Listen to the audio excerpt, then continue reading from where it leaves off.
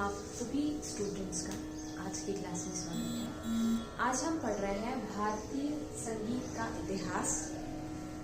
सबसे पहले हम पढ़ेंगे प्राचीन काल इतिहास के बारे में। जैसा कि हम जानते हैं इतिहास 3 पार्ट्स में बटा हुआ है, प्राचीन काल, मध्यकाल तथा आधुनिक काल। आज हम पढ़ रहे हैं भारतीय संगीत का इतिहास प्राचीन काल के रेफरेंस। सबसे पहले प्राचीन काल को संगीत की दृष्टि से 3 भागों में बांटा गया है। पहला है वैदिक काल, दूसरा संदिग्ध काल और तीसरा है भरत काल। सबसे पहले हम पढ़ते हैं वैदिक काल के बारे में। आदिकाल से लेकर 1000 वर्ष ईसा पूर्व तक वैदिक काल को मान्यता प्राप्त हुई है। अब वैदिक काल के बारे में बात करें तो वैदिक काल ही वो काल है जिसमें 4 वेदों की रचना की गई है। 4 वेदों में से एक वेद है जिसका नाम है सामवेद, जो पूरी तरह संगीतमय वेद है। अर्थात सामवेद में जितनी भी ऋचाएं हैं उनको वह गेय है। सामवेद गेय वेद कहा जाता है।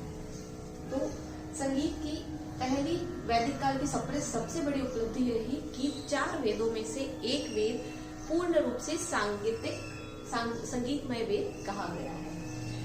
अब हम बात करें तो पहले वैदिक काल में 3 स्वरों का प्रयोग ही किया जाता था और सामवेद में जो संगीतमय गायन होता था उसे सामगान कहा जाता था।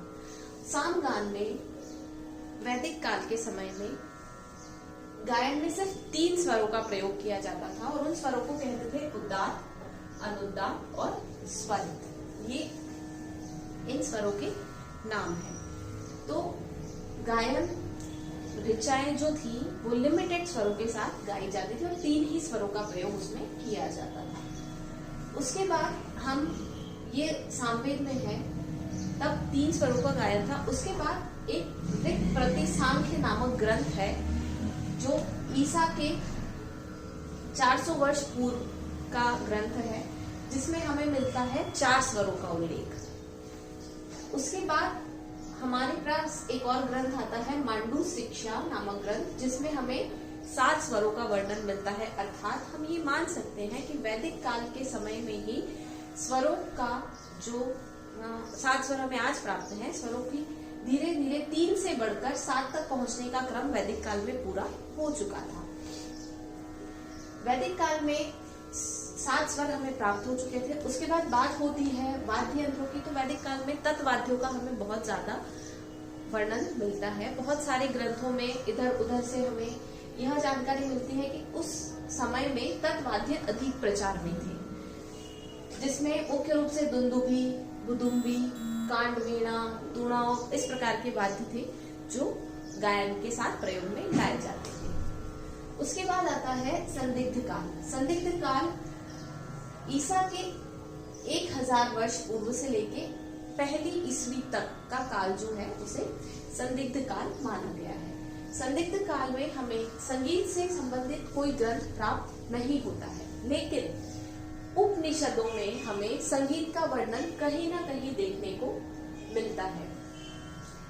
ये जो काल है संदिग्ध काल, उसमें हमें गंधार ग्राम का उल्लेख मिलता है। जिस प्रकार हम आज पढ़ते हैं 3 ग्राम थे, षडज, मध्यम और गंधार। और गंधार का ग्राम जो था मुख्य रूप से आज ये माना जाता है कि वो गंधर्वों का ग्राम था और स्वर्गलोक का ग्राम था। तो उस ग्राम का उल्लेख हमें इस शताब्दी के उपनिषदों में प्राप्त होता है। मुख्य रूप से महाभारत और रामायण का काल इसे माना जाता है।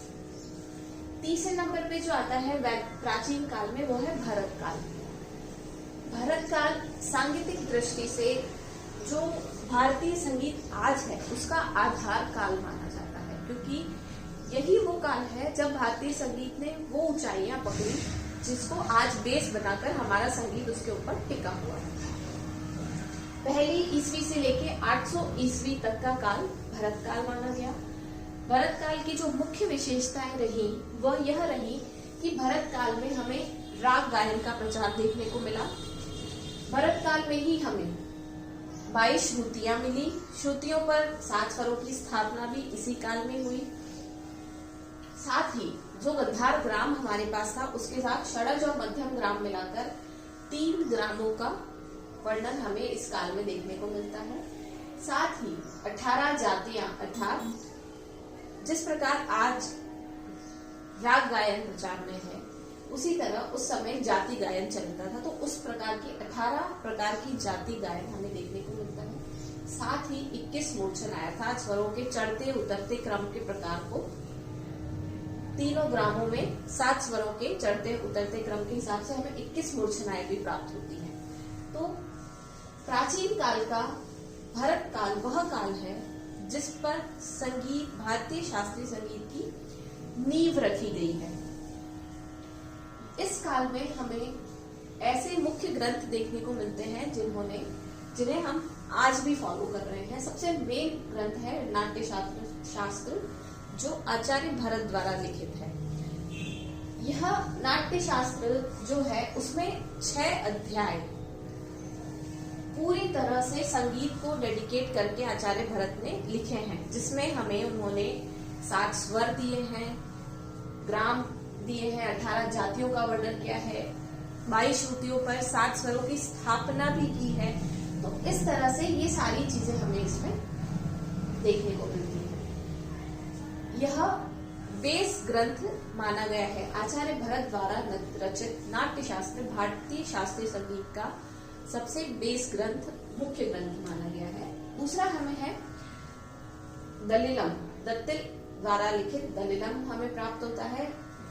आचार्य भरत ने षडज और मध्यम ग्राम की रचना की, लेकिन गंधार ग्राम के बारे में उन्होंने कुछ नहीं वर्णन किया। वहीं दत्तिलम में दत्तिल द्वारा हमें गंधार ग्राम का पूरा वर्णन प्राप्त होता है। फिर हम आते हैं बृहदेशी मतंग द्वारा।